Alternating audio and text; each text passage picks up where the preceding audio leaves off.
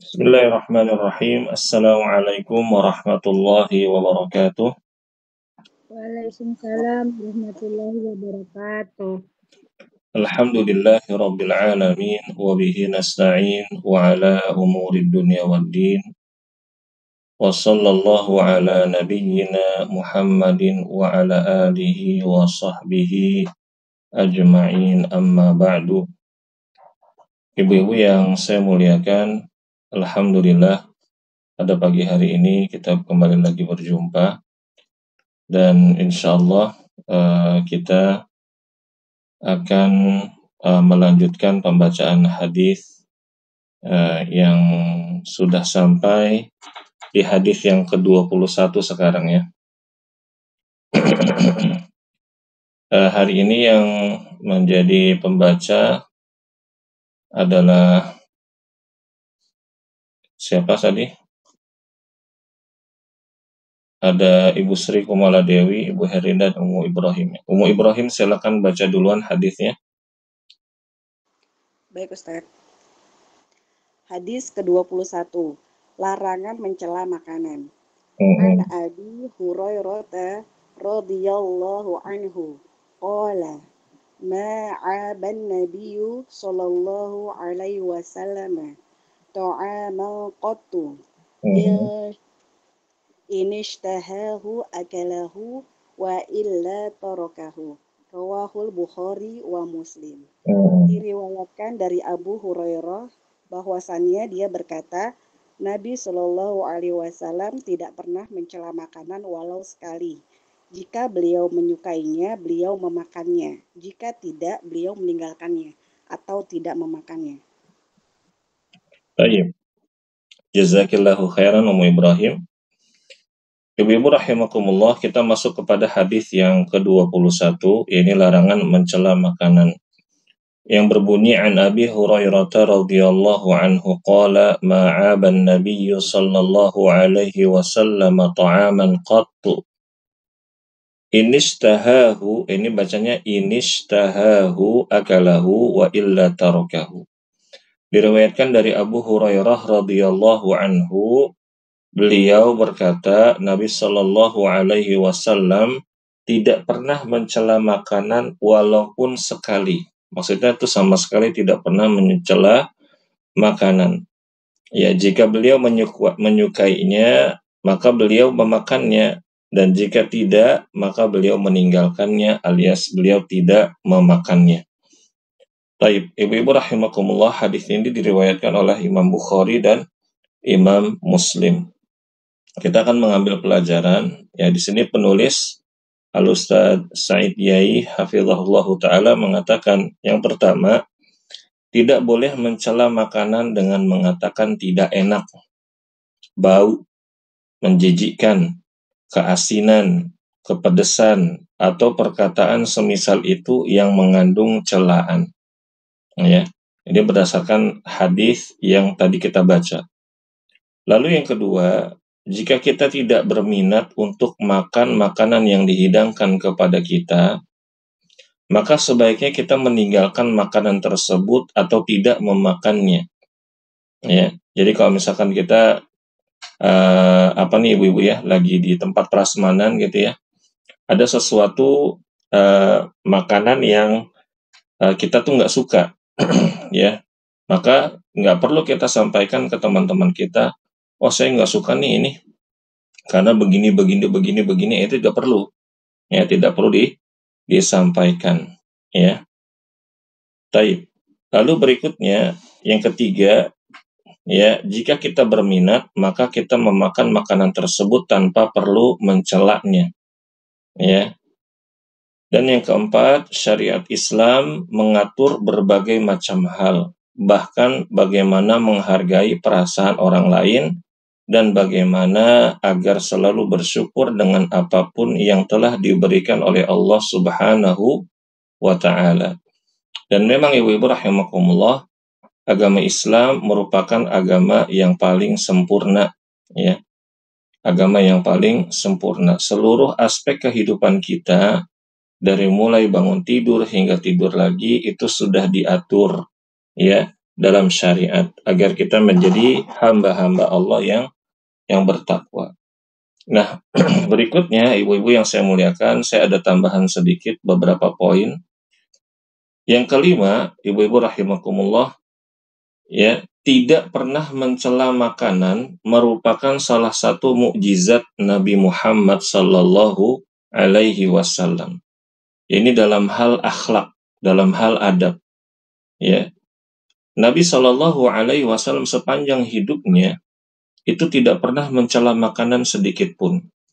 Dan ini adalah tanda-tanda kenabian, tanda-tanda ini adalah mukjizat yang Allah berikan kepada Nabi Muhammad sallallahu alaihi wasallam.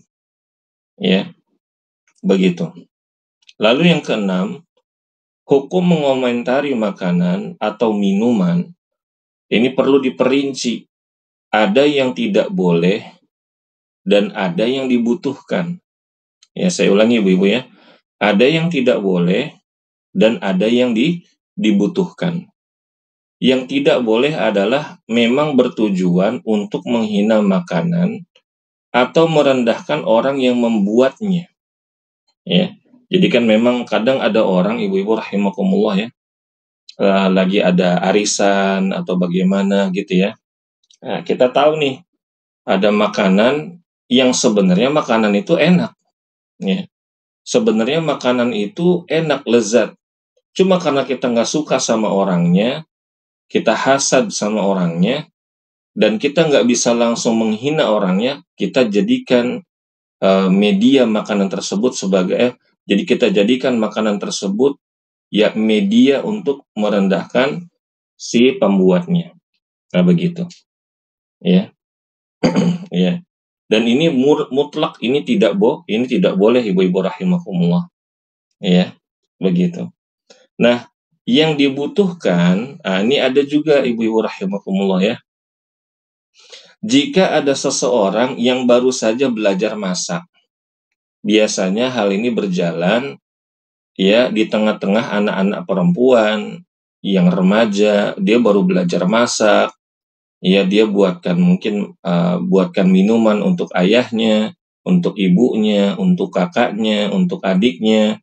Dia baru belajar masak, atau seorang pasangan suami istri yang baru menikah, dia bertanya kepada suaminya, dia bertanya kepada keluarganya, bagaimana masakan saya? Kira-kira ada yang kurang atau tidak? Maka hal ini dibutuhkan, ya. Tapi tentunya, ibu-ibu rahimakumullah, ya ini kita pilih diksi yang baik, kita pilih perkataan yang baik. Ya jangan langsung mentang-mentang anak kita, ya udah biasa bercanda dari dulu gitu ya. Terus kita ejek, ya. Jadikan media makanan tersebut sebagai media ejekan, ini tidak boleh. Ya, tapi kita memang ya mengomentari agar anak tersebut atau orang tersebut dia ya menjadi lebih baik dalam memasak. Nah, ini dibolehkan dan ini dibutuhkan. Atau misalkan restoran ibu-ibu, kadang kita suka makan di restoran, di tempat makan, dia baru buka, misalkan kayak soft opening atau grand opening begitu ya, yang meminta pendapat konsumen dengan jujur untuk meningkatkan kualitas masakan. Ya, maka kalau misalkan kita ini jujur ya untuk meningkatkan kualitas makanan mereka, maka ini dibutuhkan dan insya Allah tidak terlarang. Ya, jadi dibedakan ya ibu-ibu ya. Ada mencela makanan yang memang mutlak tidak boleh, apalagi ada udang di balik batu. Ya, kita sebenarnya nggak suka sama teman kita nih, ya. Kita hasad sama dia gitu kan, karena emang ketika di arisan dia bawa makanan paling banyak dan emang dia tuh makanannya enak gitu. Kita nggak suka sama dia, kita hasad, kita jadikan makanan tersebut sebagai media celaan. Ya, ini dosanya double, ya. Begitu, ya. Nah, seperti itu ya. Adapun kalau misalkan tadi ada orang yang baru belajar masak, maka selama itu dibutuhkan, nah ini diperbolehkan. Ya. Cuma ibu-ibu, ini saya mengingatkan, ya ini untuk para istri. Biasanya nih ibu-ibu nih, kalau habis masak, Padahal suaminya itu sudah sering bilang, misalkan dia bilang, istriku, masakan kamu itu enak, kamu tuh emang pintar masak. Udah sering tuh, udah bertahun-tahun gitu ya, sudah setengah abad lah gitu.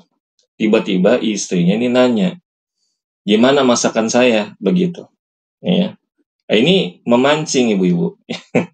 Memancing suami itu untuk berkomentar. Ya, memancing suami untuk berkomentar. Qadarullah, ketika lagi masak, masakannya itu kurang enak.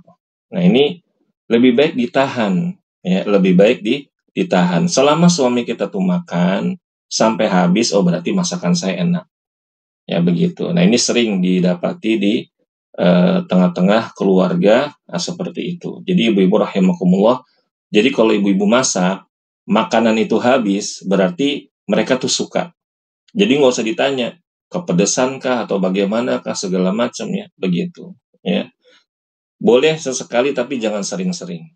Ya, misalkan lagi mencoba menu baru ya, maka itu dipersilahkan. Tapi kalau menunya itu aja dan sudah berjalan bertahun-tahun di keluarga, maka tidak perlu ditanyakan. Lalu yang ketujuh, ibu-ibu rahimakumullah, manusia biasa tidak akan pernah lepas dari mengomentari makanan. Kita nih ibu-ibu ya, umatnya Nabi Muhammad Sallallahu Alaihi Wasallam, nggak akan pernah bisa mengatur lisan kita nih nggak ngomentarin makanan. Ya, pasti dia pernah melakukannya walaupun dia nggak sadar. Ya, sehingga jika kita menemukan orang, ya ibu-ibu ya lagi makan bareng-bareng, lagi asik gitu ya, lagi udah ketemu kawan lama, udah nggak jumpa, habis ada aktivitas kajian, apalagi ada teman baru hijrah ya segala macam. Terus tiba-tiba dia nyeletuk gitu. Aduh, kepanasan gitu kan. Aduh, kepedesan. Maka bukan serta-merta dia itu berakhlak jelek. Ya. Wah, dia ngomentarin makanan tuh. Akhlaknya jelek. Akhlaknya tidak sesuai dengan sunnah Nabi Muhammad Sallallahu Alaihi Wasallam. Ini jangan sampai punya anggapan seperti itu.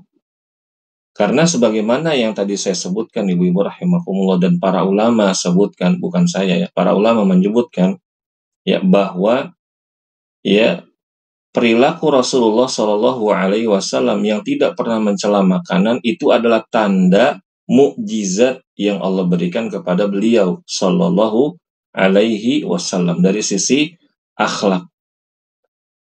Ya, nah karena ibu-ibu rahimakumullah, di antara para nabi yang paling banyak mukjizatnya itu adalah Rasulullah Shallallahu Alaihi Wasallam. Apalagi ibu-ibu rahimakumullah, Rasulullah itu terkenal dengan akhlaknya yang mulia, akhlaknya yang luar biasa indahnya, ya begitu. Sehingga apabila ada seorang manusia biasa, dia dikatakan beliau ini akhlaknya kayak Rasulullah Shallallahu Alaihi Wasallam percis gitu ya, maka itu tidak mungkin dan tidak akan pernah terjadi. Wallahu a'lam bissawab. Baik. Berikutnya hadis ke-22, Ibu Herlina silakan dibaca. Hadis ke-22, berburuk sangka.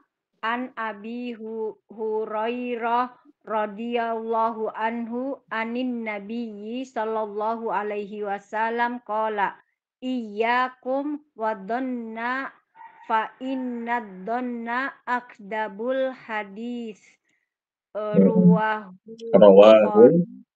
Ruwahul Bukhari wa Muslim. Dari Abu Hurairah, Rasulullah Shallallahu Alaihi bersabda, jauhilah oleh kalian berprasangka.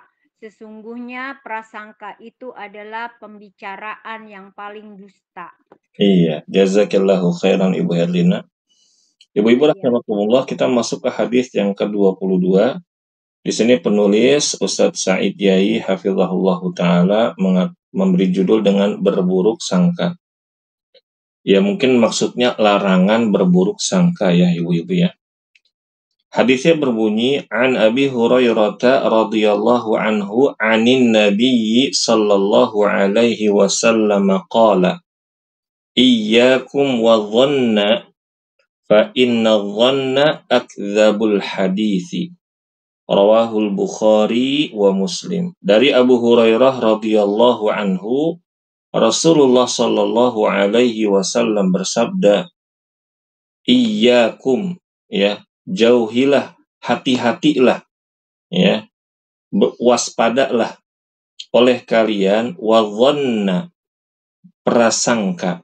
Ya, ini dugaan ya, Bu Ibu ya.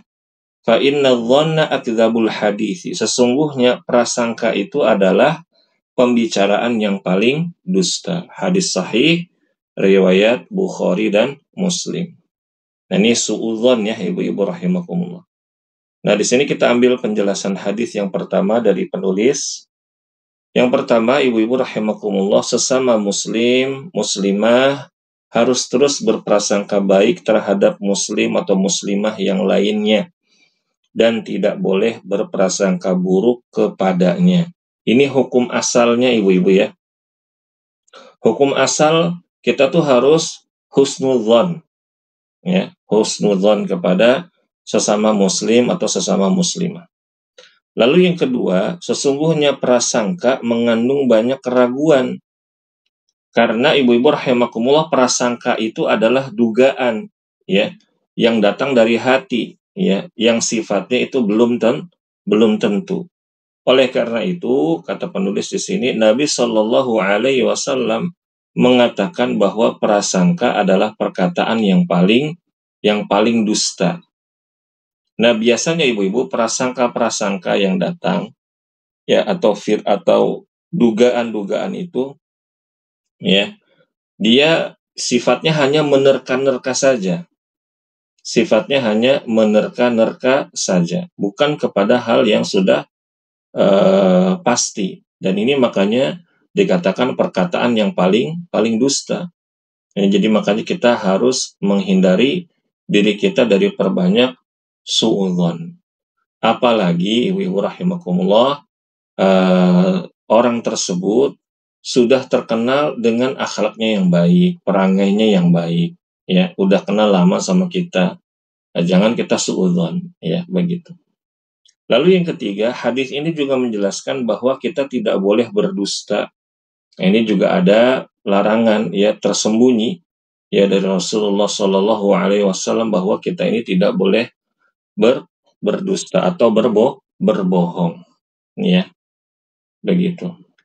Nah, berbohong di dalam Islam itu ada yang dibolehkan, ibu-ibu rahimakumullah. Misalkan yang pertama untuk mendamaikan dua belah pihak yang berselisih, ya. Pujian kepada pasangan, ibu-ibu memuji suami, suami memuji ibu, ya, di rumah, ya, dengan tujuan untuk mempererat hubungan suami istri. Misalkan kita sudah tahu, ya, kita ini usianya sudah 50 tahun, ya, udah banyak keriputnya, begitu ya, udah banyak yang kurang kecantikannya sudah mulai berkurang. Tapi suami kita, ibu-ibu, dia memuji kita, Masya Allah, Umi makin hari makin cantik. Nah, ibu-ibu nggak usah tersinggung, jangan tersinggung, terima saja pujian itu, ya, terima dengan sepenuh hati. Karena apa?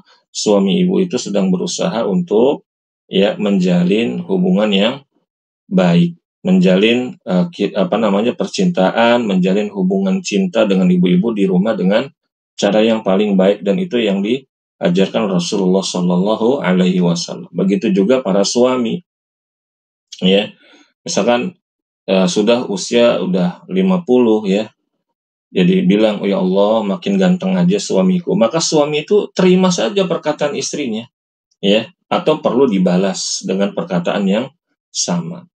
Ya, seperti itu, ya.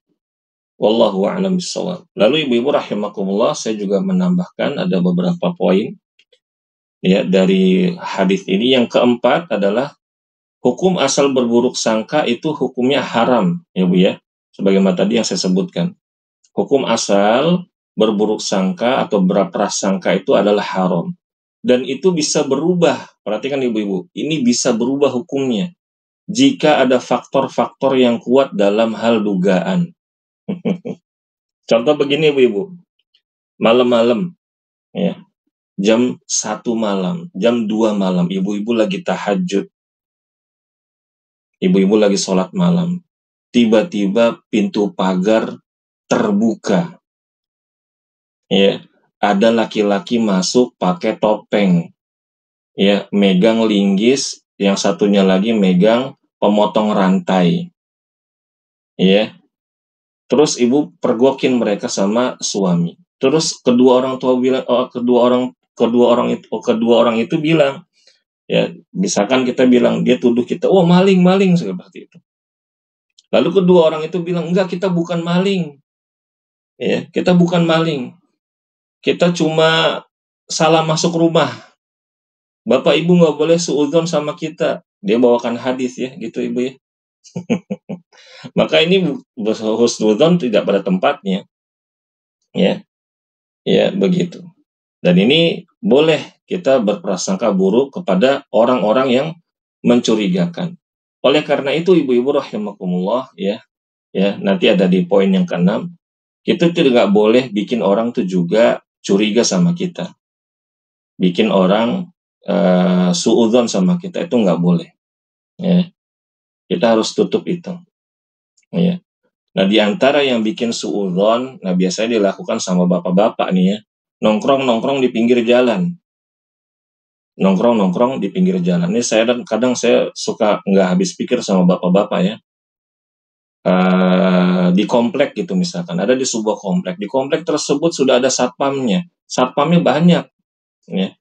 Tapi kadang-kadang ada aja tuh bapak-bapak nongkrong sampai jam 11 malam, ya, di pos satpam. Entah itu mereka sambil main kartu, main gaple, atau ngopi, atau ngerokok bersenda gurau, ya.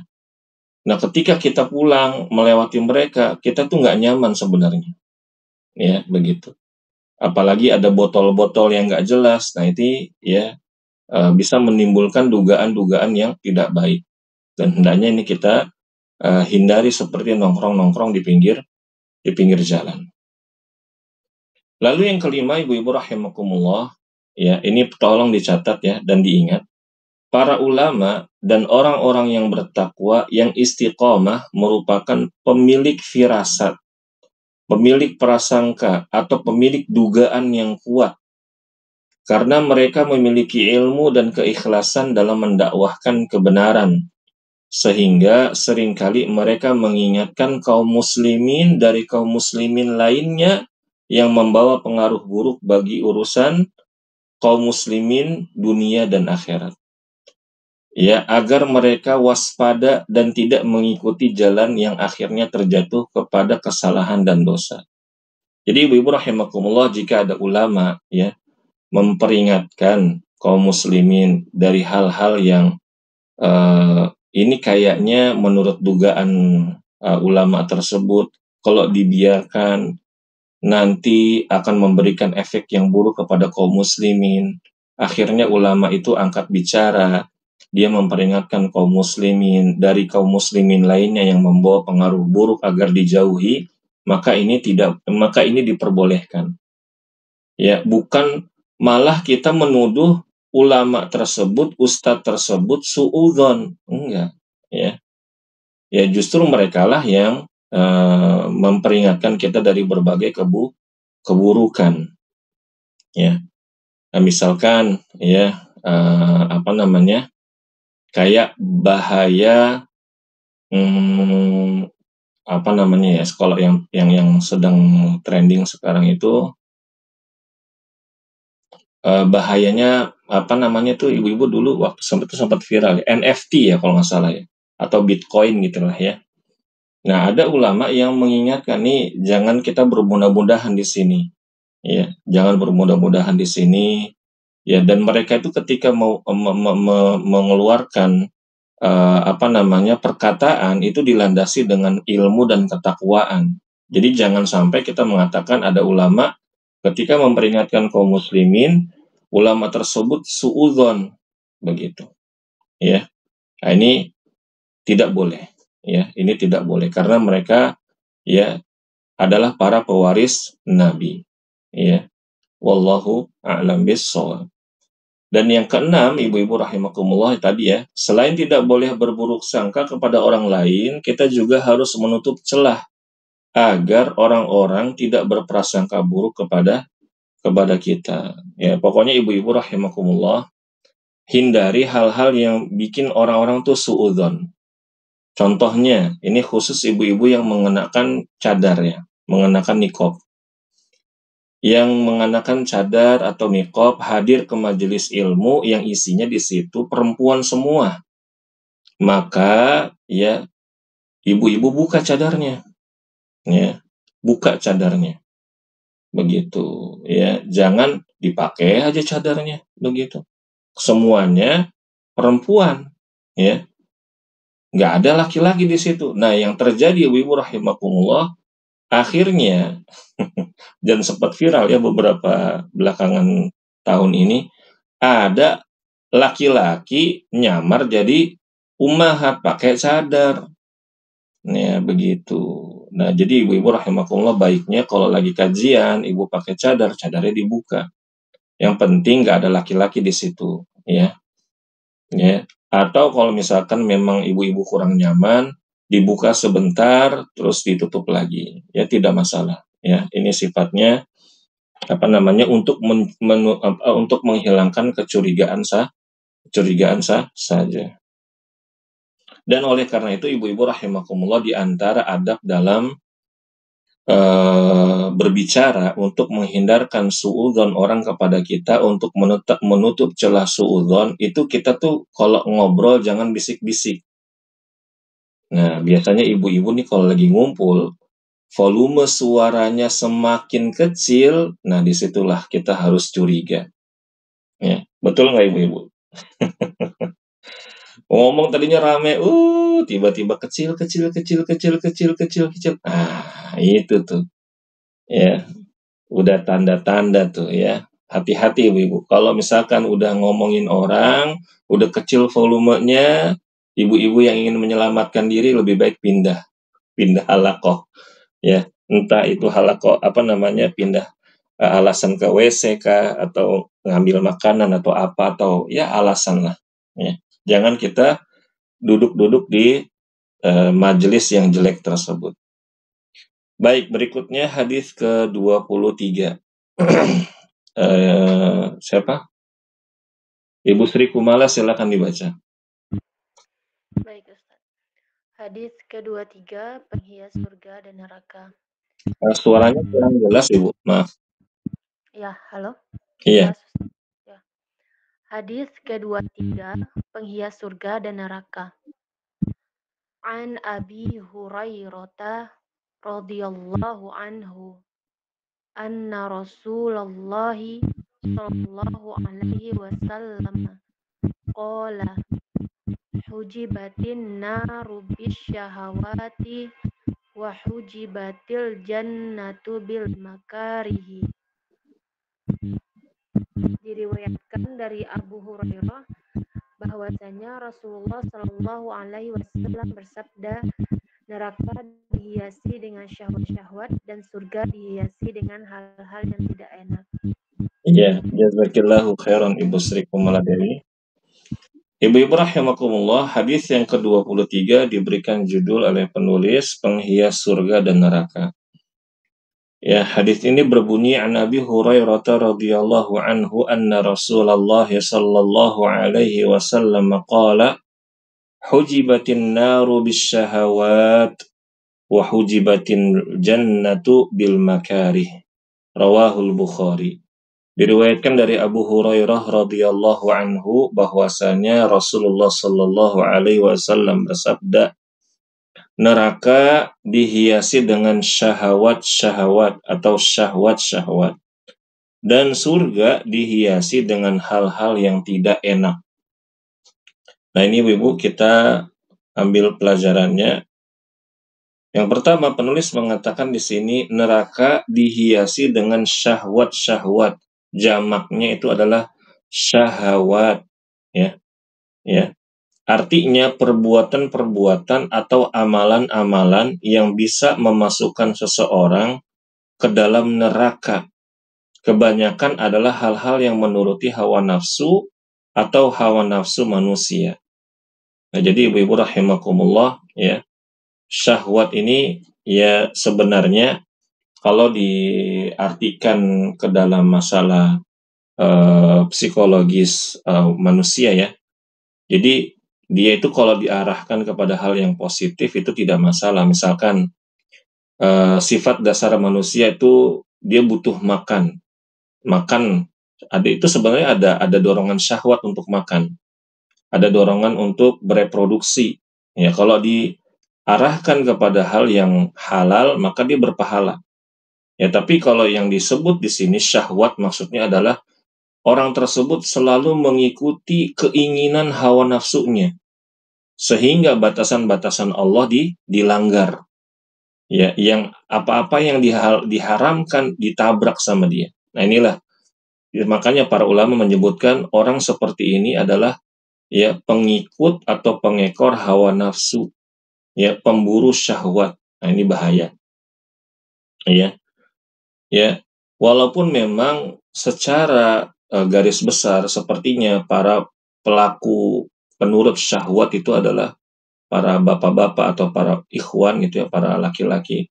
Namun sebenarnya para perempuan juga sama. Ya, begitu. Makanya nih hati-hati ibu-ibu rahimakumullah. Kita harus bisa bedakan mana ya yang halal, mana yang haram. Ya, dan jangan kita nih terbiasa atau membiasakan diri jatuh kepada hal-hal yang belum jelas. Ya, ini syubhat, nggak jelas ini halal atau haramnya. Ya.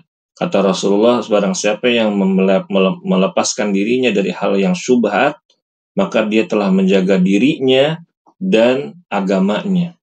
Ya, begitu. Apalagi kita menjauhkan diri dari hal-hal yang diharamkan. Maka ini lebih harus kita jaga. Lalu yang kedua, kata penulis di sini, di antara bentuk menuruti syahwat atau hawa nafsu adalah tidak sholat karena malas beribadah. Ya, makanya ibu-ibu rahimakumullah, sebenarnya ini ada hikmahnya, ya. Ibu-ibu ada yang tahu nggak kapan seorang anak itu diperintahkan untuk sholat? Di usia berapa? Iya, silakan. Di usia 7 tahun. Iya, jazakillahu khairan ibu. Lalu kapan anak tersebut dihukum kalau dia nggak mau sholat? 10 tahun. 10 tahun. Barakallahu fiki ibu. Sekarang berarti ada berapa tahun tuh ibu-ibu? Dari 7 ke 10. 3 tahun. Kita hitung ya ibu-ibu ya. 3 tahun. 3 tahun itu ada berapa? 1 tahun ada 365 hari. Betul nggak? 1 tahun ada 365 hari. 365 hari. 365 dikali 3 ada 1095 hari. 1095 hari dikali 5. Karena 1 hari waktu sholat itu 5 waktu, ya. Totalnya ada 5475 kali, ibu-ibu. Dari usia 7 tahun sampai usia 10 tahun itu 5475 kali kita suruh anak kita sholat. Banyak apa sedikit ibu-ibu? Banyak Ustaz. Banyak, ya. Dari mulai sholat subuh sampai sholat isya. Ini pembiasaan 5000 kali, 5475 kali itu dibiasakan dari usia 7 tahun sampai 10 tahun. Ya. Makanya ibu-ibu rahimakumullah, sebentar ibu-ibu.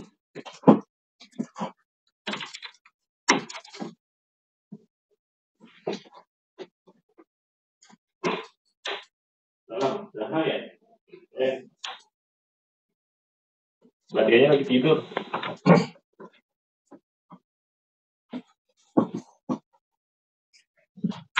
Maka selama 5000 sebanyak 5475 kali kita tuh menyuruh anak kita sholat. Dan ini butuh pembiasaan. Nah, biasanya ibu-ibu, anak-anak yang ketika di usia 10 tahun, atau ketika dia menuju balik, dia tuh malas sholat. Karena apa? Karena dari usia 7 tahun, nggak diajak untuk sholat. Nggak diingatkan untuk sholat. Berbeda ketika ada anak dari usia 7 tahun itu sudah dibiasakan untuk sholat. Ya, dia akan lebih mudah. Bahkan banyak di antara anak-anak yang dengar azan lagi main nih ibu-ibu ya, lagi main dengar azan tiba-tiba langsung berhenti mainnya dan mereka langsung sholat. Ya, seperti itu. Dan ini saya lihat sendiri ya, gitu. Lalu ya di antara menuruti syahwat adalah mencuri karena ingin mendapatkan harta. Ya, harta tersebut bukan haknya, tapi sama dia diambil, dicuri. Lalu membunuh karena ingin melampiaskan amarah, ya. Membunuh karena ingin melampiaskan amarah. Nah, ini juga mengikuti syahwat.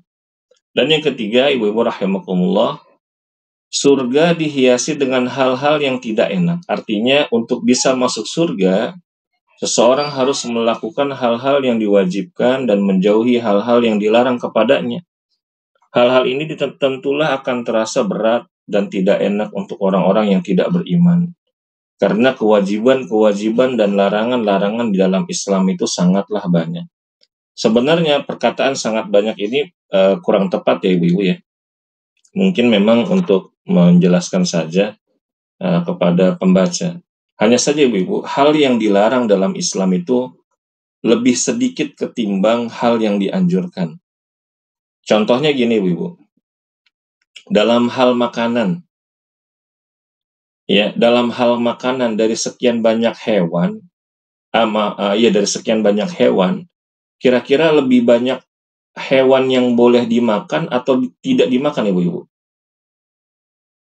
Hewan, udah ada berapa banyak hewan di dunia ini?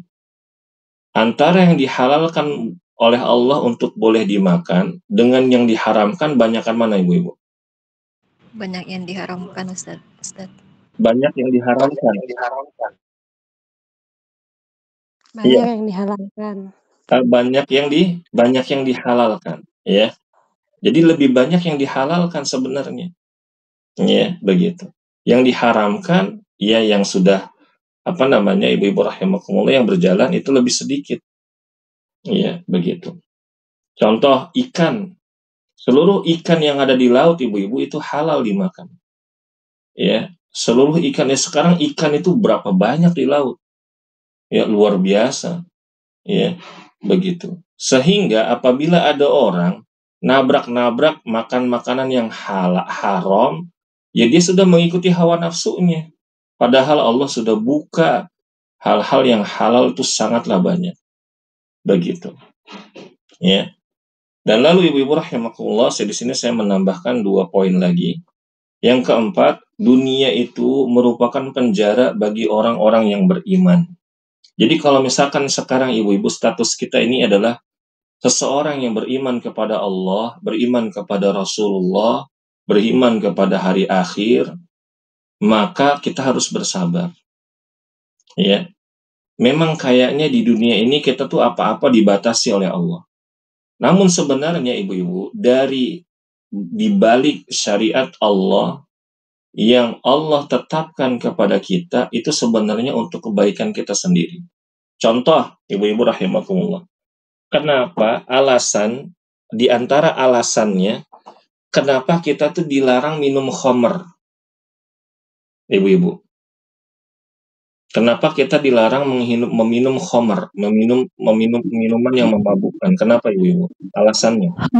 Khamr itu sebagai pintu untuk melakukan maksiat yang lain, misal membunuh, zina, dan lain-lain. Iya, barakallahu fiik ibu. Jadi ada lain yang bisa menjawab? Rusak akal, Ustaz. Ahsanti barakallahu fiik. Jadi ibu-ibu rahimakumullah, di antara sebab kata para ulama kenapa khamr itu dia diharamkan karena bisa menghilangkan akal. Nah, makanya tadi Ibu Aifa ya namanya, ini akun Aifa, tadi Ibu bilang Ketika ada seorang meminum khamar lalu dia mabuk, dia bisa melakukan hal yang di luar akal. Dia membunuh anaknya, membunuh istrinya, membunuh orang tuanya, dan melakukan hal-hal yang luar biasa di di luar akal. Oleh karena itu ibu-ibu, ya di antara ya sebab ya diturunkannya syariat ibu-ibu rahimakumullah adalah dengan tujuan terpeliharanya akal. Nah, ketika Allah ingin memelihara akal orang-orang beriman, yakni para hamba-hambanya, maka Allah akan menutup celah segala apapun itu yang bisa merusak akal hamba-hambanya. Makanya diantaranya diharamkanlah meminum khamr. Baik sedikit ataupun banyak. Baik tidak memabukkan ataupun memabukkan. Itu hukumnya haram. Tidak boleh. Ya, ibu-ibu rahimakumullah. Taib. Lalu yang kelima, di dalam hadis riwayat Imam Ahmad disebutkan, ya, kama qala Rasulullah sallallahu alaihi wasallam, jalan menuju surga atau jalan Islam itu diibaratkan jalan yang lurus. Ya ibu-ibu tolong dibayangkan ya ini ya. Jadi ibu-ibu bayangkan ada jalan yang lurus. Ada jalan yang lurus. Lurus lempeng gitu ibu ya. Lalu di sebelah kanan dan di sebelah kirinya itu ada pagar-pagar. Ada pagar-pagar. Ya. Dan di antara pagar-pagar tersebut ada kamar-kamar di sebelah kanan dan sebelah kiri. Dan kamar-kamar tersebut hanya tertutup dengan hordeng. Ibu-ibu kebayang nggak nih? Ada jalan lurus, di sebelah kanan, sebelah kirinya ada pagar-pagar, ya. Lalu di situ di sebelah kanan dan sebelah kirinya, ya di antara pagar-pagar tersebut ada kamar-kamar, mungkin ada kios-kios gitu ya ibu-ibu ya. Nah kios-kios itu hanya ditutupi dengan hordeng. Kebayang ibu-ibu? Bayang ya. Lalu di ujung jalan sana ada seseorang yang berteriak-teriak, ayo terus jalan, jangan ke kanan, jangan ke kiri, ayo terus jalan, terus jalan. Agar kita ini terus jalan fokus. Nah sekarang ibaratnya ibu-ibu rahimakumullah, kita ini lagi jalan di mall. Ini ibu-ibu relate banget nih ya, Masya Allah. Di sebelah kanan ada toko tas, di sebelah kiri ada toko sepatu, di depan ada toko perhiasan, di depan lagi ada toko peralatan bayi. Nggak ada hordengnya. Ibu-ibu kira-kira nengok apa enggak tuh? Bu? Nengok, Ustaz. Nengok atau Ustaz lah. Aduh. Ya, nengok doang. Mampir, iya. Kalau ada duit mampir Ustaz. Kan gitu. Nah sekarang ibu-ibu rahimakumullah, di dalam hadis riwayat Ahmad ini, kamar-kamar tersebut hanya tertutup dengan hordeng. Ibu-ibu kalau masuk ke kamar ditutup pakai hordeng, ada effortnya nggak? Saya rasa nggak ada. Lebih ada effortnya buka pintu dulu, bukan? Nah, sekarang begitu. Nah, jadi hordeng itu ibu-ibu rahimakumullah, kalau kita intip, berarti kita tuh insya Allah masuk ke situ. Makanya di ujung jalan ada yang teriak, ayo terus jalan, jangan mampir kanan kiri, jangan. Nah, begitu. Ya. Nah, maksud hadis ini kata para ulama, penyeru yang ada di ujung jalan itu adalah Al-Qur'an. Ya. Atau pengingat yang Allah berikan di dalam hati setiap muslim. Ini ibu kita jujur-jujur aja ya. Seringkali nih kita nih tahu bahwa ini tuh nggak boleh. Ya. Seringkali kita tuh tahu perkara yang sedang kita lakukan ini tuh nggak boleh, ini tuh haram. Ya ada yang bisikin, jangan gitulah. Ini kan nggak boleh. Ini haram. Tapi hawa nafsu kita, syahwat kita, ibu-ibu rahimakumullah, lebih kuat dibanding iman kita. Akhirnya iman kita kalah di situ, syahwat yang menguasai. Ya, kita teruskanlah kegiatan tersebut yang haram tersebut. Maka kita itu sudah memperturuti hawa nafsu. Ya. Dan setiap muslim, ibu-ibu rahimakumullah, yang beriman itu punya bisikan-bisikan tersebut. Ya. Nah, makanya kalau misalkan ada bisikan-bisikan tersebut, ibu-ibu jangan dicuekin, jangan. Dengerin nasihat tersebut. Karena itulah pengingat yang Allah berikan kepada setiap muslim atau muslimah. Lalu pagar, yang tadi disebutkan ibu-ibu, pagar atau tembok, ya, itu adalah batasan-batasan Allah. Dan pintu-pintu atau kamar-kamar yang tertutup hordeng itu adalah larangan-larangan Allah. Apa-apa yang sudah diharamkan oleh Allah. Jadi kalau misalkan kita lagi jalan lurus nih ibu-ibu ya, kita ngelewatin batas pagar itu aja tuh udah masuk ke perkara yang membahayakan kita. Apalagi hordengnya kita buka. Iya, begitu. Nah, inilah ibu-ibu rahimakumullah. Kita harus berhati-hati. Jadi, agar kita menjadi muslim yang istiqomah, ya, hendaknya ya dalam sehari-hari kita ya 80-90% kita isi dengan ketaatan. Ya. Kenapa nggak 100%, Ustaz? Ya karena kita ini manusia, ibu-ibu. Kita ini nggak pernah lepas dari dosa, nggak pernah, siapapun itu, kecuali para nabi dan rasul. Ulama, masyaikh, atau orang-orang yang berilmu, itu pasti mereka tuh bikin dosa. Tapi bedanya ibu-ibu, dosa mereka tuh bisa dihitung, beda sama kita. Kita dosanya banyak, ya, begitu. Nah, para salaf juga demikian. Kenapa mereka itu bisa ingat dosa yang mereka lakukan, padahal dosa itu udah terjadi puluhan tahun yang lalu.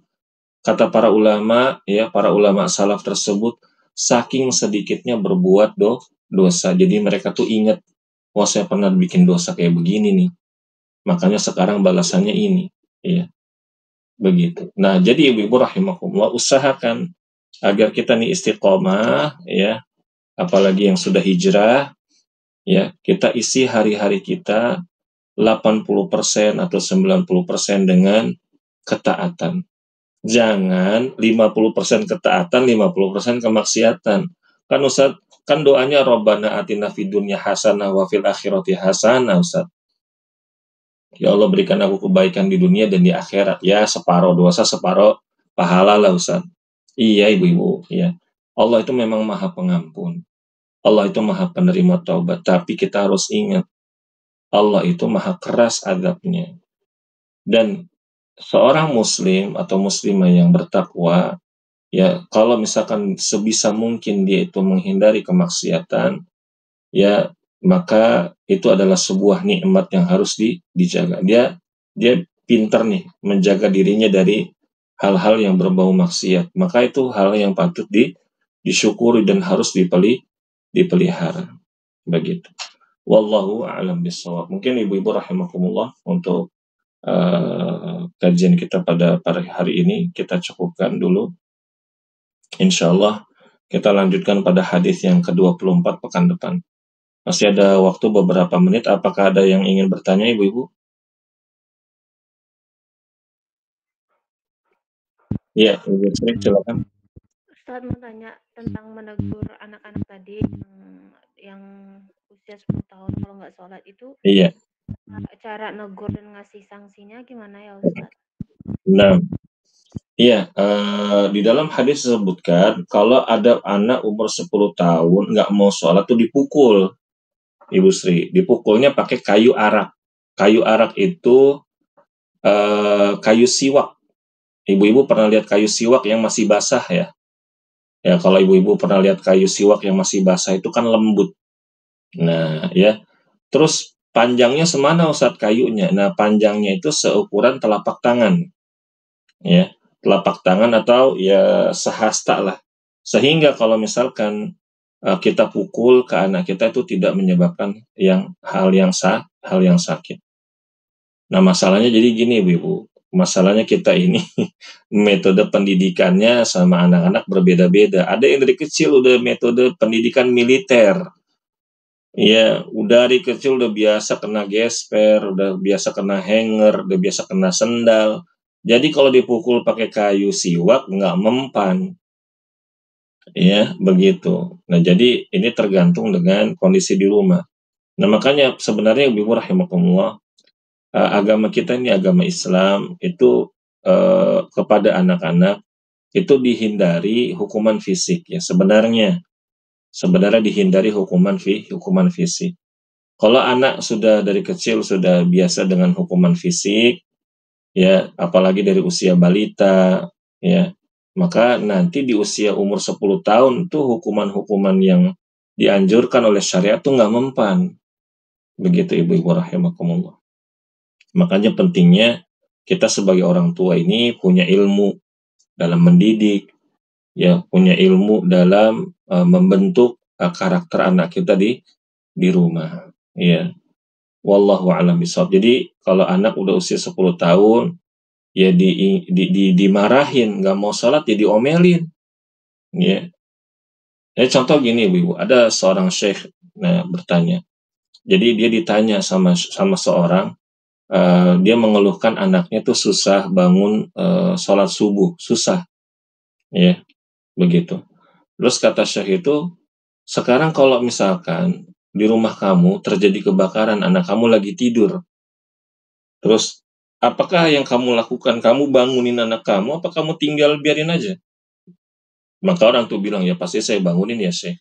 Ya sama juga, ya bangun sholat subuh, ya yaitu dibangunkan, ya begitu. Cuma ibu-ibu rahimakumullah, apabila kita ini keluarga baru hijrah, sebelumnya memang tidak ada kebiasaan dalam masalah agama, dan kita doang nih di rumah nih, kita doang sendirian yang istiqomah gitu, maka saya sarankan ibu-ibu bersabar. Jangan menjadi sosok yang menjadi sosok yang dibenci. Jadi berdakwah kepada anak dengan cara yang salah. Ya, berdakwah kepada suami dengan cara yang salah. Cara mengingatkan keluarga adalah dengan akhlak yang baik. Jadi kita mulai dengan menghiasi diri kita dengan akhlak yang baik, mengingatkan, ngobrol, komunikasi, pelan-pelan, dan doa. Doa jangan pernah dilepas. Nah itulah ya Ibu Sri. Ada pertanyaan yang lain Ibu? Baik, jika tidak ada, mudah-mudahan apa yang kita pelajari pada pagi hari menjelang siang hari ini mendatangkan keberkahan untuk kita dan menjadi ilmu yang bermanfaat. Kita tutup dengan membaca doa kafaratul majelis. Subhanakallahumma wa bihamdika asyhadu an la ilaha illa anta astaghfiruka wa atubu ilaik. Wassalamualaikum warahmatullahi wabarakatuh. Waalaikumsalam warahmatullahi wabarakatuh. Jazakallahu khairan.